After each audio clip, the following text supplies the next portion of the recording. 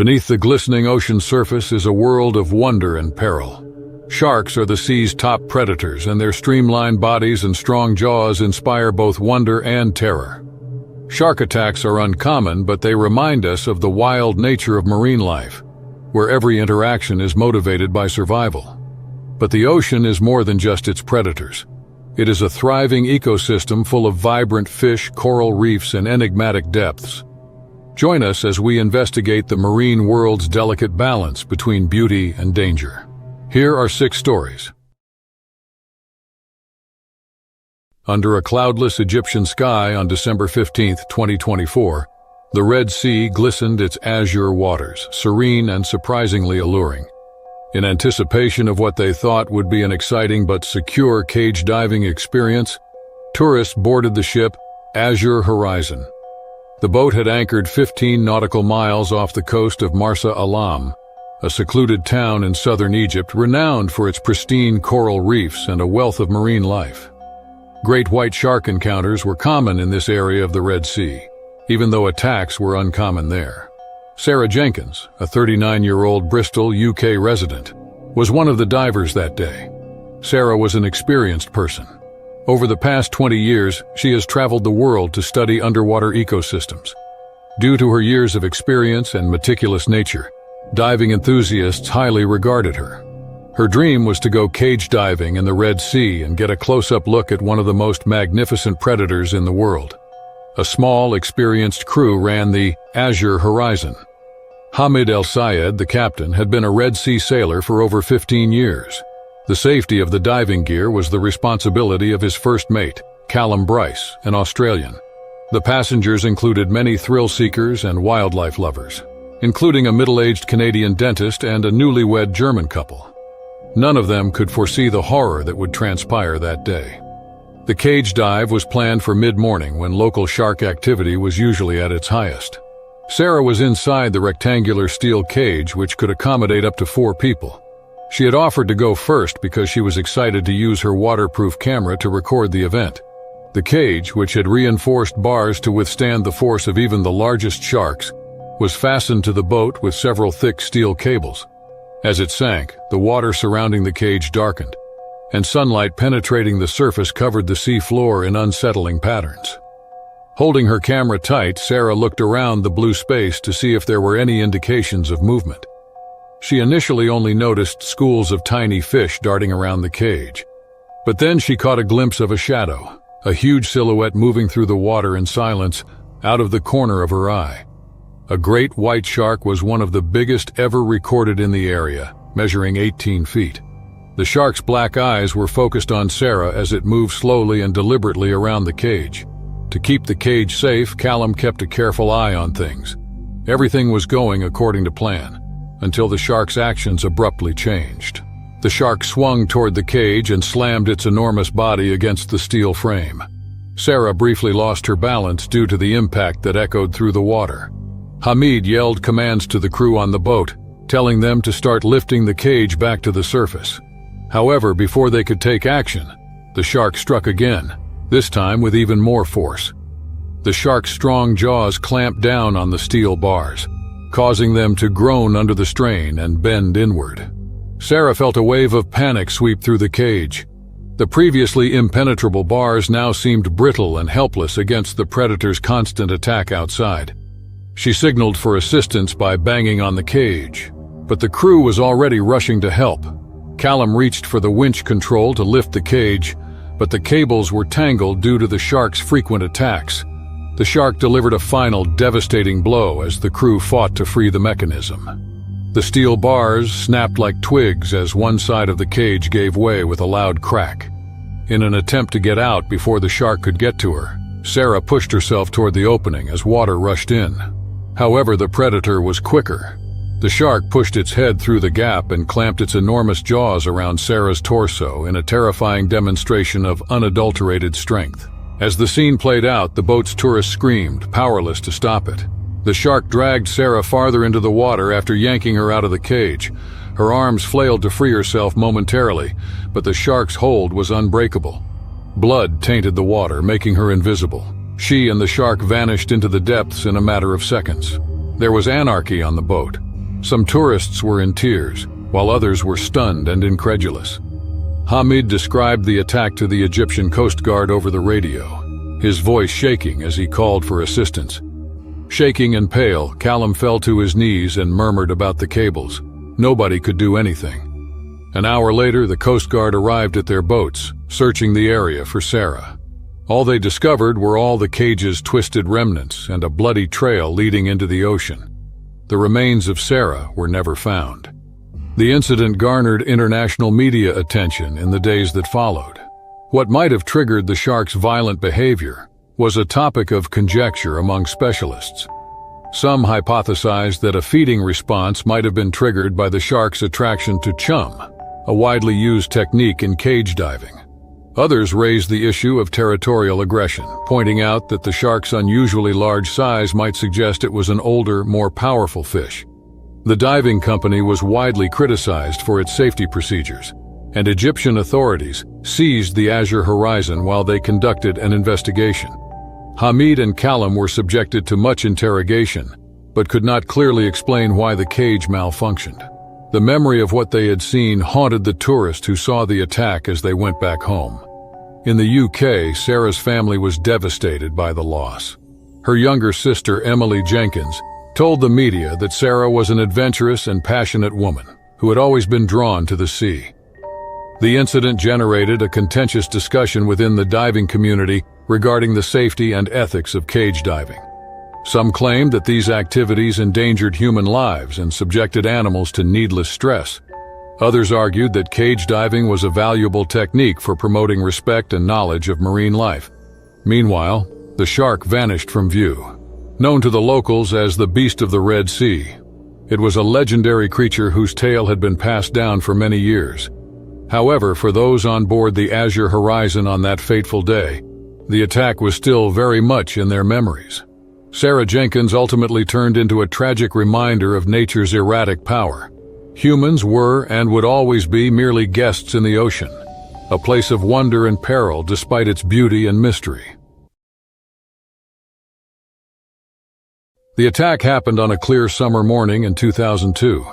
The scene was Rainbow Bay, an immaculate section of Queensland, Australia's coastline renowned for its glistening waters and undulating waves. Surfers have flocked to Rainbow Bay, a surfing haven, for many years. The water's idyllic exterior belied a darker reality. Sharks, including the infamous tiger shark, prowled these depths. Although locals frequently related stories of near misses, nobody ever anticipated that day's catastrophe. Coolangatta was the home of 26-year-old James "Jimmy" Fraser for most of his life. With more than 10 years of surfing experience, Jimmy was well versed in the dangers of the sea. With an almost reckless sense of confidence, he surfed in conditions that most people would avoid when navigating stormy swells and rip currents.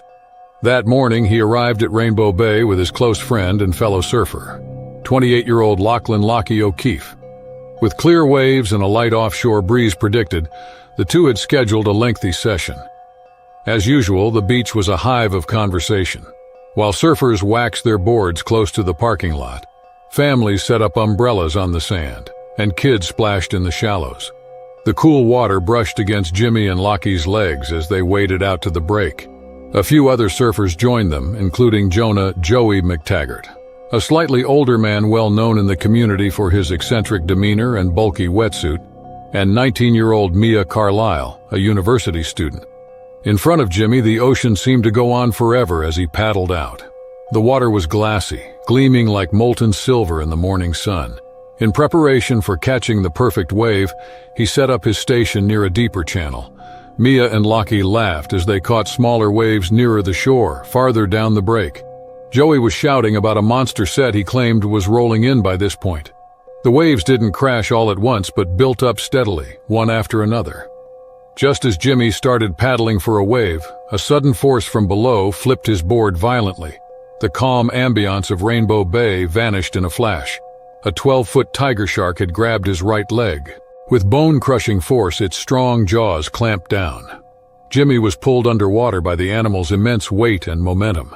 As pain burned through his body, his vision became blurry, and his eyes began to sting from the salt water. Jimmy followed his instincts. His fists pounded against the shark's gills, the only exposed area he could think of as he flailed wildly. The shark tore through bone and muscle as it twisted its enormous body.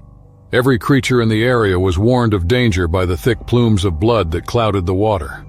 Jimmy finally punched the gill slit hard enough to break the shark's hold with a last-ditch effort. Gasping for air, he broke free and kicked off his board. The ordeal was far from over, though. The tiger shark circled with its dorsal fin, slicing menacingly through the water. Jimmy's board bobbled ineffectively a few meters away. A warm slickness mixed with the cold, salt water as he felt the blood seeping from his mangled leg. He was aware that the shark would eventually make a comeback. The smell of blood would only frenzied tiger sharks, opportunistic predators. The first person to realize something was amiss was Lockie, who had been paddling back out when the attack started. Upon first seeing the crimson-streaked water, he began to believe that a wave had swept away Jimmy. His voice cut through the roar of the waves as he yelled at Joey and Mia. Lockie immediately started paddling in the direction of his wounded friend. Joey and Mia trailed behind, although Joey's steps were tentative. Mia gave him a fierce look that cut off his mutterings about not wanting to be next on the menu. As they approached, the shark made another pass, grazing Jimmy's side with its enormous body. Everyone in the area was startled by its immense size. Lockie got to Jimmy first and grabbed him by the arms, hauling him onto his board. It was a clumsy effort because Jimmy's weight and injuries made it hard to balance. After she arrived, Mia helped stabilize him. In the meantime, the shark kept circling, its movements becoming increasingly unpredictable. To frighten it away, Joey, who was still a few meters away, started slapping the water surface with his hands. The group paddled toward shore as quickly as possible, but each stroke felt excruciatingly slow. Jimmy was losing blood and his face was going pale as he drifted in and out of consciousness. While Mia continued to look over her shoulder, half expecting the shark to lunge at any moment, Lockie shouted encouragement, his voice shaking with fear. Despite his initial reluctance, Joey remained close to the back and served as a makeshift decoy. Somehow they made it to the shallows without any more problems. Beachgoers hurried to assist after learning about the attack. Carol, a middle-aged woman with first aid training, applied pressure to Jimmy's leg using her beach towel.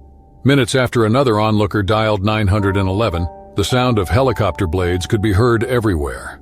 A chaotic scene of blood-stained sand and appalled bystanders was left behind when Jimmy was airlifted to a hospital. For Jimmy, the aftermath of the attack was a taxing experience.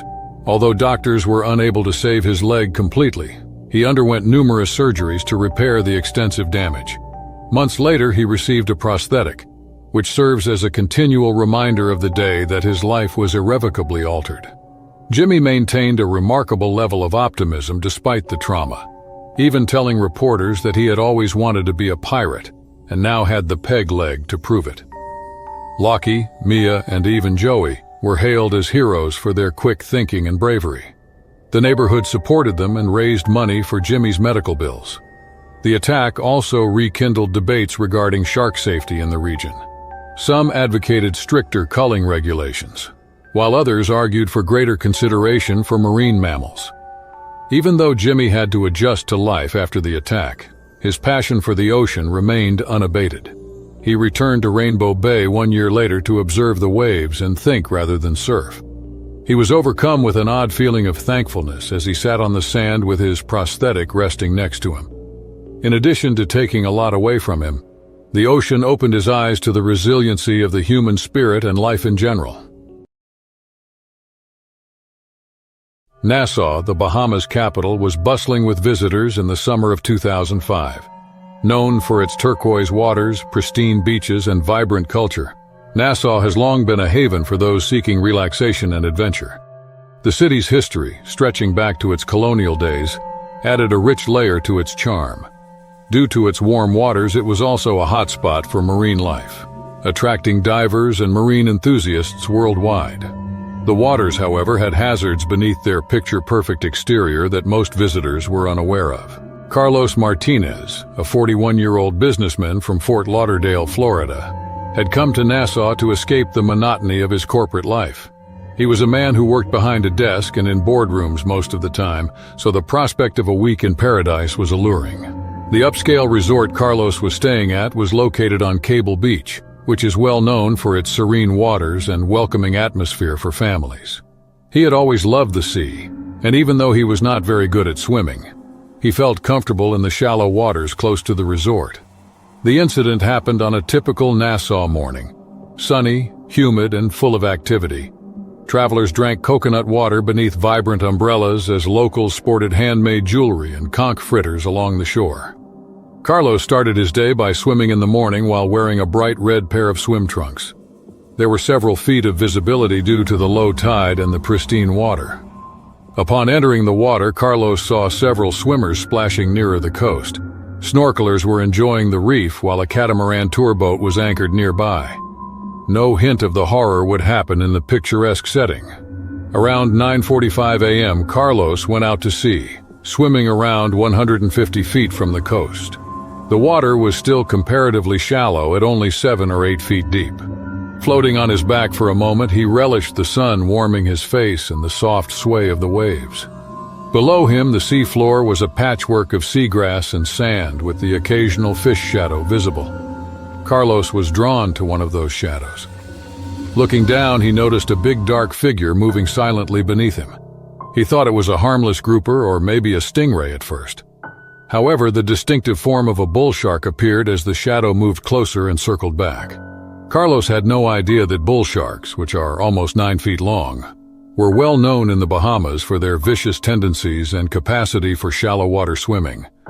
In contrast to other sharks, bull sharks are renowned for their erratic attacks and territorial tendencies.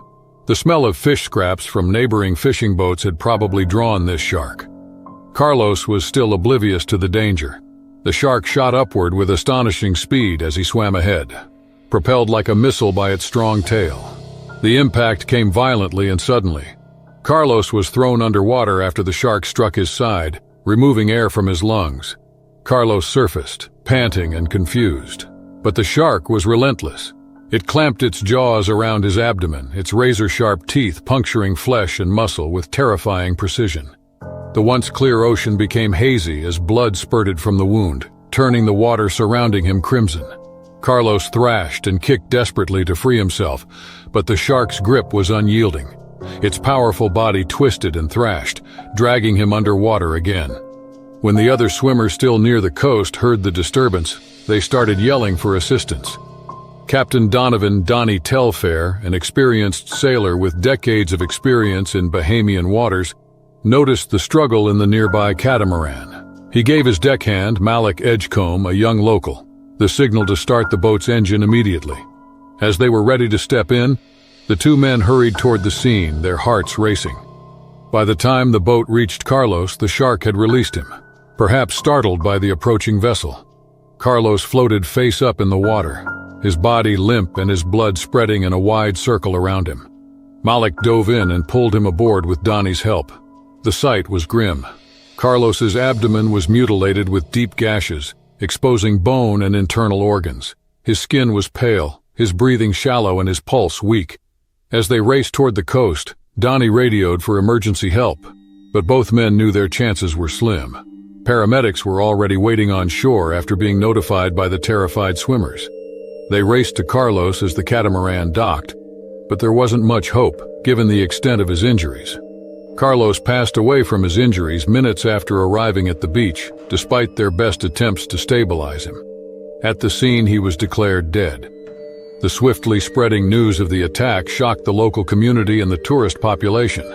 Although they were uncommon, shark attacks in the Bahamas were not unheard of, and this incident served as a sobering reminder of how unpredictable the ocean can be. Carlos's passing had a profound effect on those who had seen the attack. After living on the sea all his life, Donnie Telfair acknowledged that he had never witnessed anything so vicious. The sight of the dead man and the blood-stained sea tormented Malik Edgecombe, who had assisted in removing Carlos from the water, and in the days that followed, local officials looked into the area to see if the shark was still a threat, including marine biologist Dr. Eliana Royston. Bull shark expert Dr. Royston, who had spent more than 10 years studying the animal, clarified that the attack was probably the result of misidentification.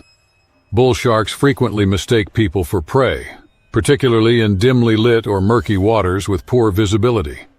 Warning signs were erected to warn swimmers of possible hazards, and the beach where the attack occurred was temporarily closed. Visitors were advised by resort staff to use caution and refrain from swimming during feeding hours and from going too far out from the shore. Devastated, Carlos's family flew to Nassau to pick up his body and arrange for his return to Florida. His wife, Adriana Martinez, described him as a loving husband and father who had been looking forward to a much-needed break from work. Also, the attack spurred a broader discussion about how people interact with marine biodiversity.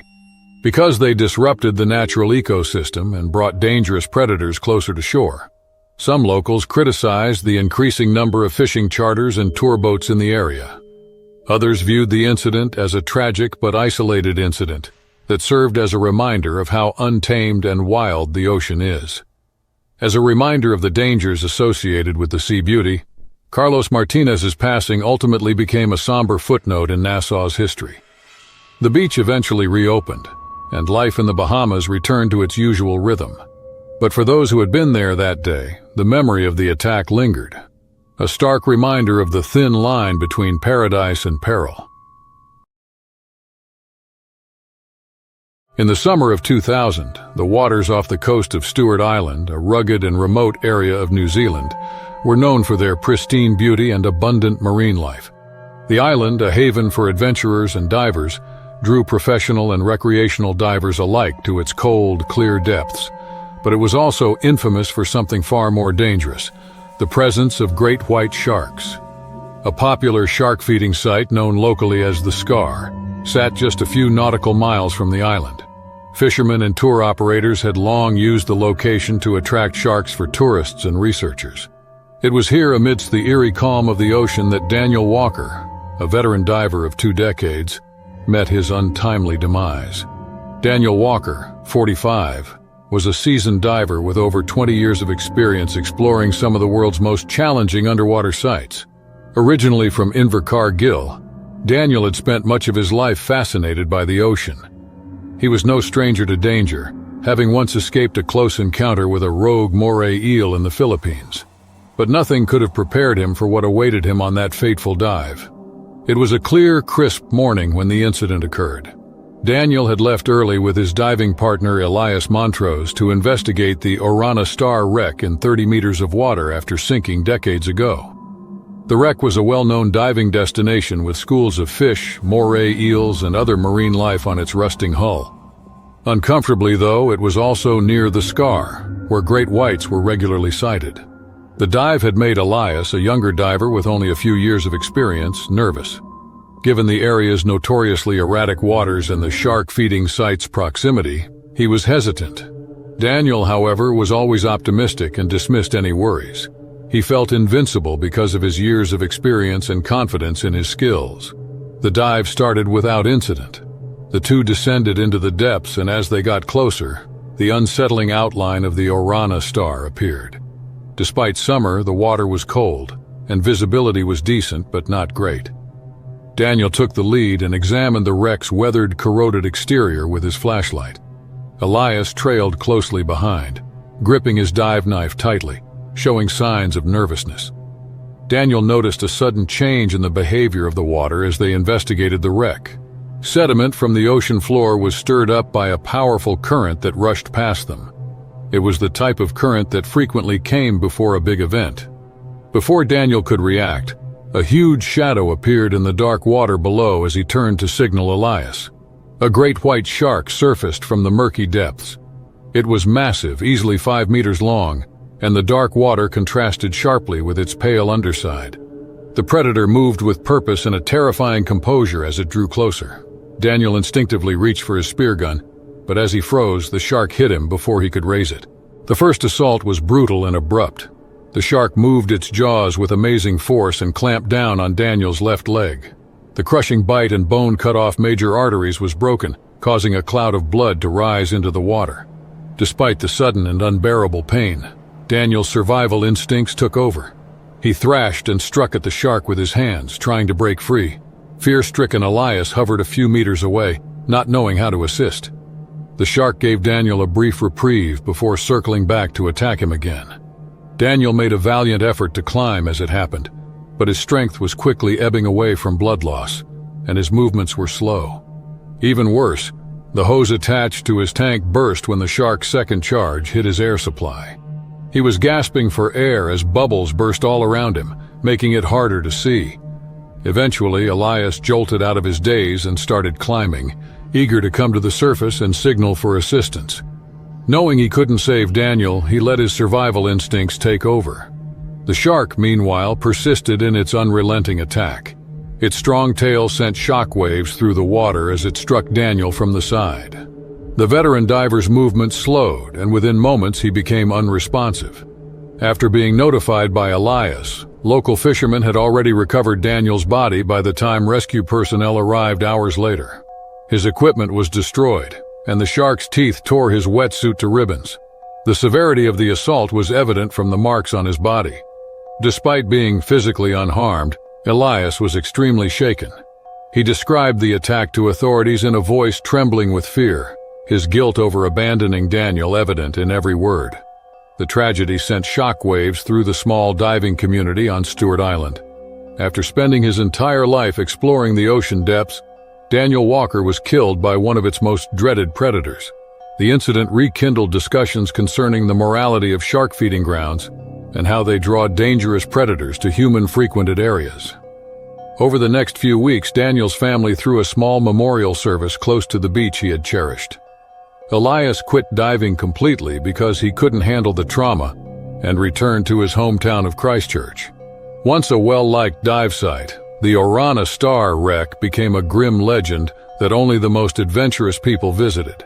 The tragedy served as a sobering reminder to the people of Stewart Island of the ocean's unpredictability.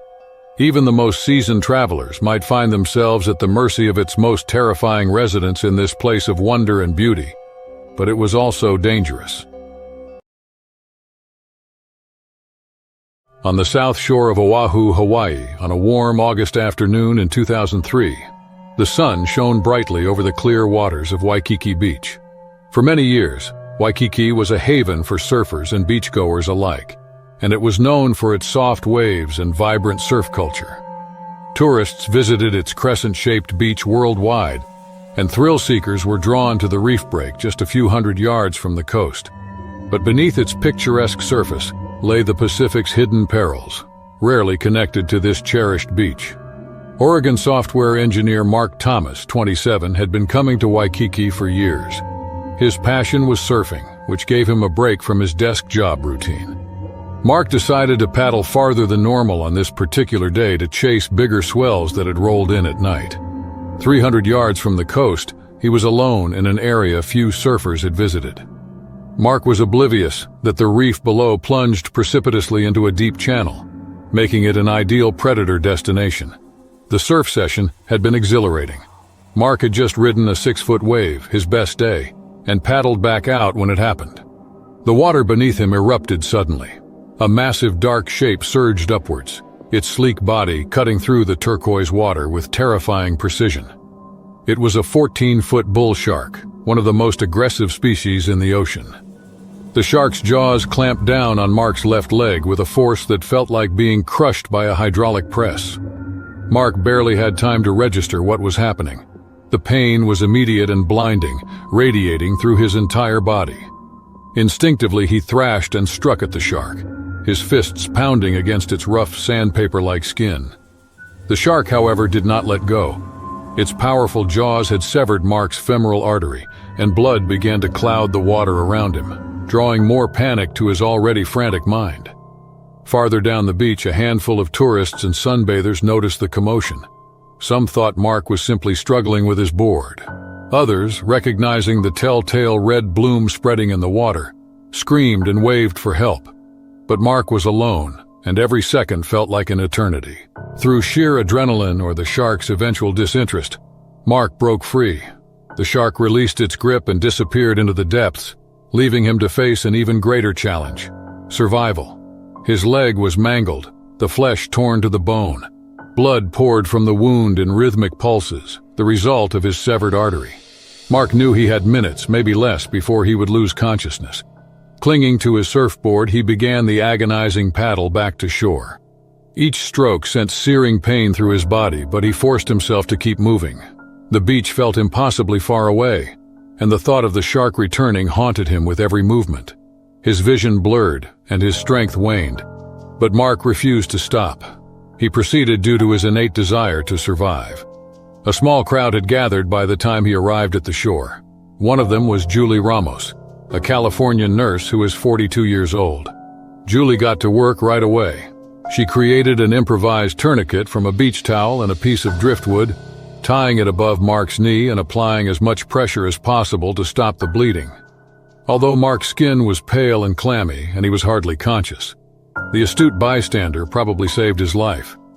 After a lifeguard noticed the disturbance from his tower, paramedics arrived in minutes. They hurried Mark to a medical center, where surgeons attempted to stabilize him.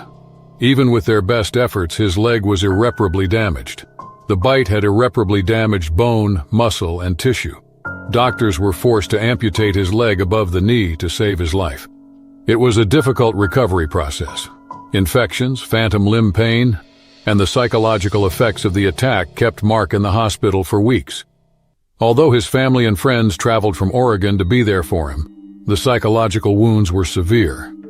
The once lazy surfer was now tormented by nightmares of the shark's icy black eyes and its jaws crushing hold. Mark could walk, and eventually surf again, after receiving a prosthetic leg made of sleek carbon fiber several months later.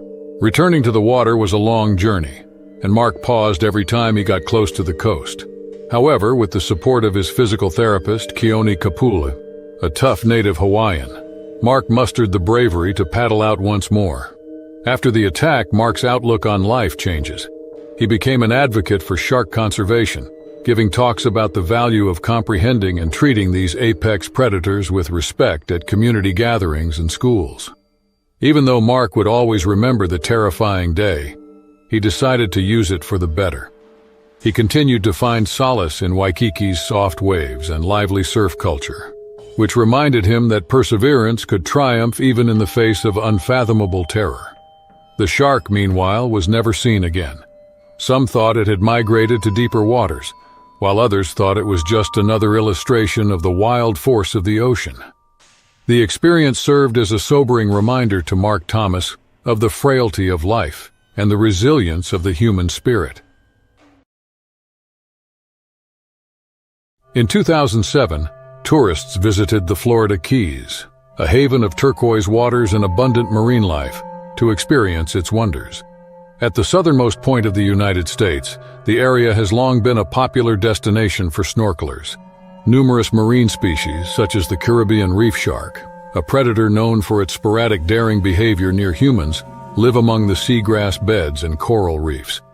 Gregory Turner, 37, a teacher in Albany, New York, had always wanted to discover the Keys' underwater wonders. Although he was not an adventurer, he followed safety guidelines and favored guided tours. That bright May morning, he went snorkeling with knowledgeable local guides on the charter boat Aqua Dawn. The tour stopped close to Looe Key Reef, a popular location with usually harmless sea turtles, angelfish, and nurse sharks. With a mixture of nervousness and excitement, Greg put on his mask, fins, and snorkel. Fascination swiftly replaced the initial cold as he slipped into the water. Fish with vibrant colors darted between coral formations while sunlight glinted on the ocean floor. He remained near the group, watching the underwater environment with caution. The fact that they had inadvertently entered a Caribbean reef shark's territory was not recognized. The shark had been patrolling the reef for food at nearly 8 feet long. Usually indifferent to people, the abandoned fishing lines and the strange activity in its territory disturbed it that morning. Greg noticed a shadow shifting while snorkeling near a particularly colorful coral formation. At first he thought it was another snorkeler, but his heart skipped a beat as the shape drew nearer. A shark was involved. Greg tried to heed the group guide's advice to remain composed in the face of shark encounters. The shark initially seemed uninterested as it circled languidly. However, it abruptly swung around and swam directly at Greg. He had no time to respond because of how quickly and precisely it moved. His side was clamped down by its strong jaws as it crashed into him. His initial shock gave way to a desperate attempt to escape as pain flared. The shark let him go momentarily, but it came after Greg as he kicked and attempted to swim toward the boat. Panic struck when he felt another bite, this time on his leg. Blood clouded the water, drawing the attention of other snorkelers. Screams pierced the air as the guides scrambled to assist. One of the guides, Ethan Colbridge, quickly grabbed a pole spear and leaped into action, trying to fend off the predator. Greg's desperate attempts to reach the boat became a fight against exhaustion. Finally retreating into the depths, the shark appeared confused by the disturbance. Paula Kinslow and Jonah Ray, two snorkelers, assisted Greg in being pulled back onto the boat, where the crew promptly applied pressure to his wounds in an attempt to stop the bleeding. It became evident how badly Greg was hurt as the boat sped back to shore. He had sustained deep lacerations on his side and leg, and blood loss left him pale and weak. An ambulance met the group at the dock, rushing Greg to a hospital in Tavernier. Greg had several surgeries to repair torn muscles and ligaments for several weeks, while doctors worked non-stop to stabilize him. The recuperation was emotionally and physically taxing. Greg struggled with nightmares about the attack for weeks, and he was reluctant to even look at images of the ocean. Greg's story did not end in terror. While recovering, he studied shark behavior and discovered that attacks like his were extremely uncommon. He also found that human activities frequently upset shark ecosystems, including habitat destruction and overfishing. Greg's initial anger and fear led him to resolve to change things. After his full recovery, he joined organizations to promote marine conservation and educate people about sharks' significance to the ocean ecosystem. He spoke about his experience, highlighting the importance of following safety procedures and showing consideration for marine life. Despite the scars, Greg Turner decided to view them as a symbol of growth and survival. His story became a testament to the ocean's unpredictable beauty and danger and the human spirit's resilience.